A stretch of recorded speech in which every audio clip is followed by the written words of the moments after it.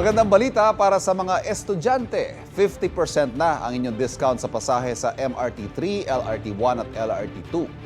At live mula sa Antipolo City may unang balita, si Bam Alegre. Bam! Ivan, good morning. Magandang balita nga para sa mga mag-aaral ngayong panibagong school year dahil simula ngayong Biyernes, June 20 ay 50% na o kalahati na ang discount ng mga estudyante sa MRT3, LRT1 at LRT2 kung saan nandito tayo ngayon sa Antipolo Station sa Line 2. Kailangan lang magpakita ng valid ID o kaya ng updated na Certificate of Registration o registration form kung sa paaralan kung saan naka-enroll. Halimbawa, dito sa LRT Line 2 Antipolo Station, dating 35 pesos ang biyahe end-to-end mula Antipolo hanggang Recto, 13 istasyon yan. 70 pesos naman kung two-way. Ngayon, 18 pesos na ang isang biyahe at 36 pesos na ang two-way. Para sa isang mag-aaral, 34 pesos kada araw ang savings nito. 170 pesos per week at 680 pesos per month kung suma total yung savings. Malaking tulong dahil 70,000 hanggang 80,000 na mga mag-aaral ang sumasakay sa LRT Line 2 kada araw. Ayon yan sa pamunuan ng LRT Line 2. 40% yan ng kabuuang 190,000 na sumasakay ng mga pasahero.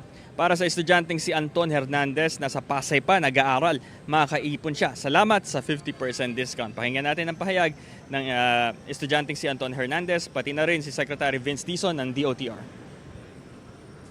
Malaki pong importance to kasi dahil student po ako at wala pong kita kaya nagtitipid rin po. Gaya ng sinabi ng Pangulo na direktiba niya na dapat tulungan natin yung mga estudyante, lalo na ngayon. Kaka-open pa lang this week ng classes. And kahit pa paano, alam naman natin, hirap na hirap tayo sa buhay natin ngayon. So, konting tulong sa mga estudyante, malaking bagay na to.